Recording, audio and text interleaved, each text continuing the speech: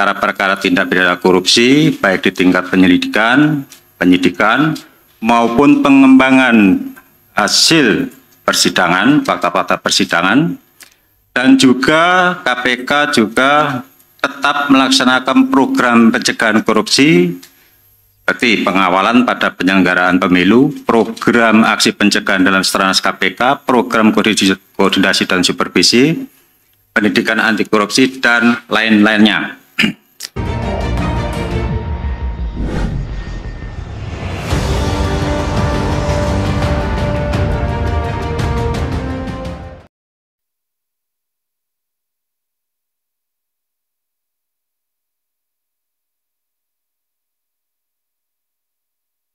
Selamat siang teman-teman semuanya. Assalamualaikum warahmatullahi wabarakatuh.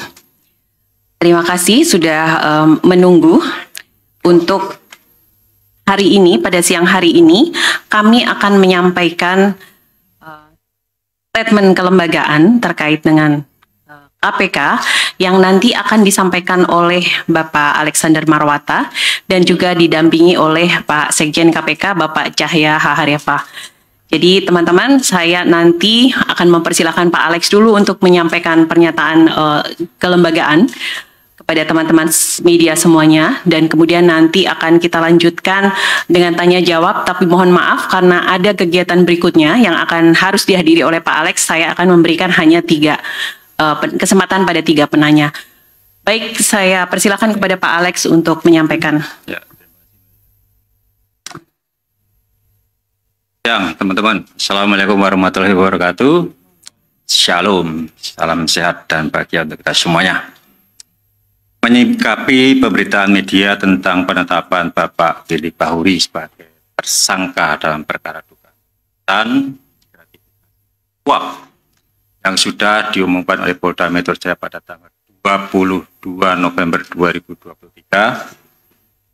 Pertama, kami atas nama Komisi Pemberantasan Korupsi menghormati proses hukum yang berlangsung di Polda Metro Jaya. Yang kedua, sesuai dengan ketentuan pasal 32 ayat 2 dan ayat 4 Undang-Undang 19 tahun 2019 tentang perubahan kedua atas Undang-Undang Nomor 30 tahun 2002 tentang Komisi Pemberantasan Tindak Pidana Korupsi. Dalam hal pimpinan KPK menjadi tersangka tindak pidana kejahatan, pimpinan KPK diberhentikan sementara dari jabatannya. Pemberhentian tersebut ditetapkan dengan keputusan Presiden. Yang ketiga, pimpinan KPK secara kolegial tetap solid dan berkomitmen memastikan KPK akan tetap melaksanakan tugas sebagaimana yang dimandatkan oleh Undang-Undang KPK.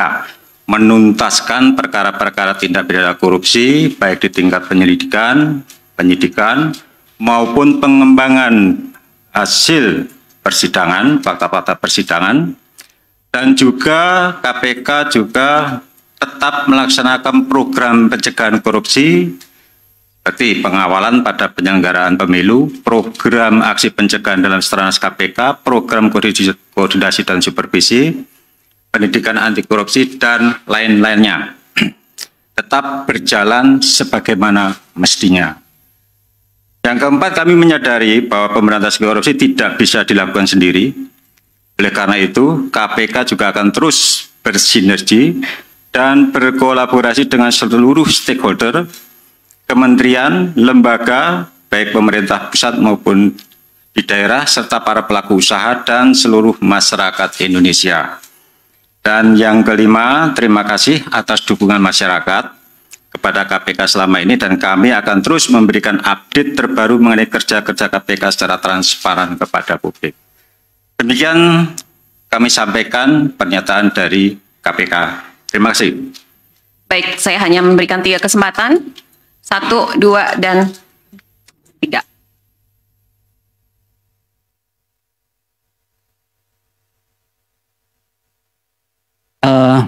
Selamat malam. Selamat malam lagi. Sorry.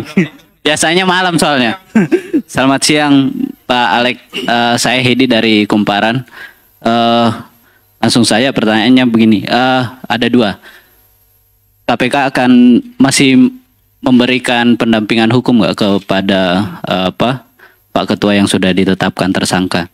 Terus yang kedua, ini kan dugaannya yang disangkakan itu dugaannya pemerasan begitu. Nah, apakah ini kan biasanya pimpinan juga sering mengatakan soal kerja kolektif kolegial. Nah, ini ternyata di dalam pimpinan ini ada yang ini, apakah pimpinan itu tidak merasa kecolongan begitu? Terima kasih.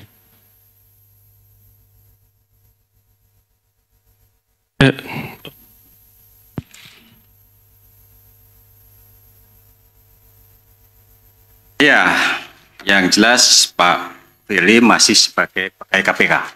Gitu. Jadi tentu saja dalam menjalankan tugas dan kewajibannya yang bersangkutan berhak untuk mendapatkan bantuan hukum. Yang kedua, apakah KPK kecolongan? Kita nggak pernah merasa kecolongan. Ya.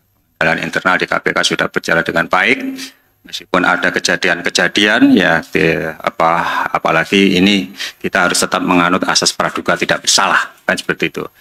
Sedangkan yang sudah terjadi, ya seperti teman-teman juga ketahui sebelumnya, ada penyidik yang kemudian lakukan tindak pidana, ya apakah itu juga kecolongan? Ya sistem nanti yang akan berjalan, ya masuk yang sedang berjalan di mana penjaga rutan itu juga akhirnya ketahuan.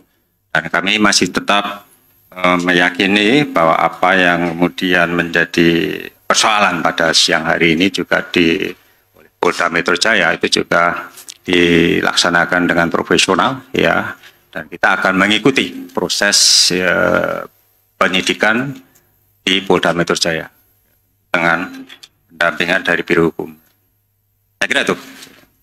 Ya. Baik, pertanyaan selanjutnya. Mau nanya soal ini.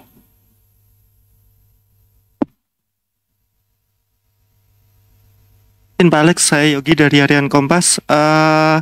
Yang pertama itu soal tadi kan ada ini pemberhentian sementara gitu ya, berarti ada ketuanya yang akan mengganti. Itu siapa? Terus kemudian bagaimana relasi KPK dengan kepolisian pasca penetapan tersangka ini?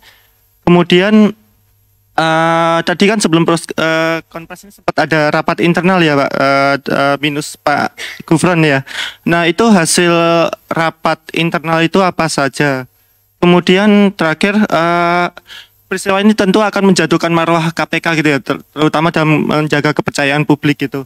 Nah, apakah KPK akan melakukan proses perlawanan hukum atau seperti apa nanti ke depannya, termasuk juga dalam pemberantasan korupsi ini untuk memberikan kepercayaan kepada masyarakat? Terima kasih.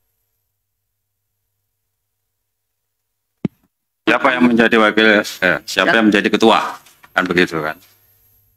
Ya, ini kita tidak berandai-andai, ya, tidak berandai-andai, dan kita juga tidak tahu, dan belum juga ada kepres dari Presiden. Nah, sampai dengan saat ini, Pak Firly masih sebagai Ketua KPK, kan begitu, dan menjalankan tugas seperti biasa. Kemudian terkait dengan kegiatan koordinasi kepolisian tidak ada persoalan, karena ini menyangkut lembaga, bukan person pribadi-pribadi. Jadi kalau terkait kelembagaan, ya nggak ada terganggu.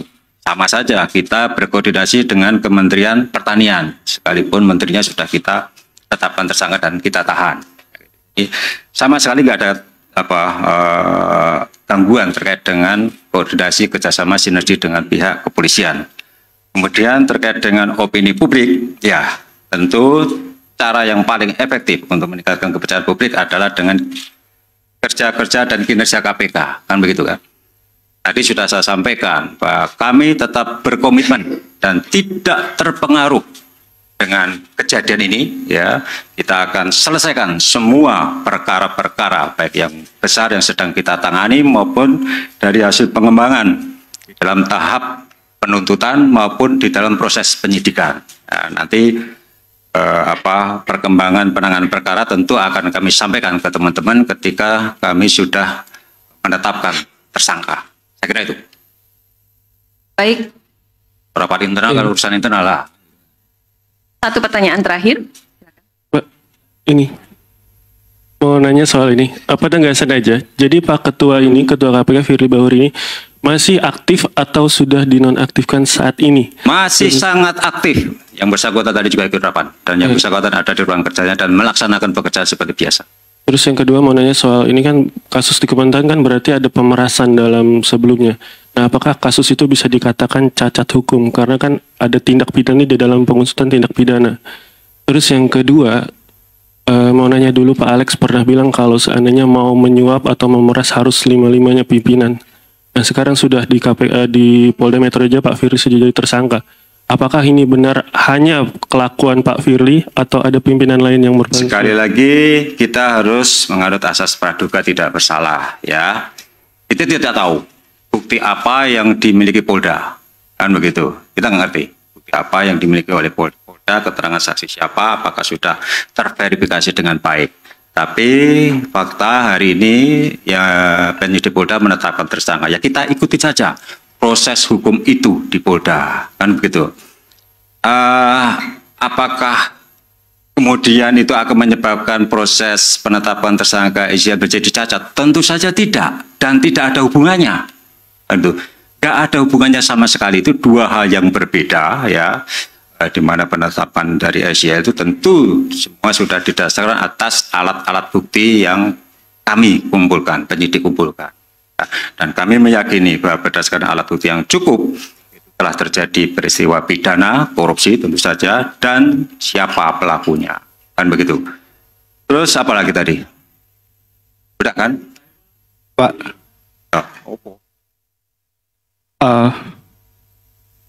Ya tentu itu menjadi hak dari Pak Firly untuk melakukan perlawanan. Kalau yang bersangkutan kan berkali-kali saya kira sudah teman-teman wartawan juga sudah mendengar dari statement beliau bahwa yang bersangkutan tidak pernah menerima suap, tidak pernah melakukan pemerasan, kan begitu.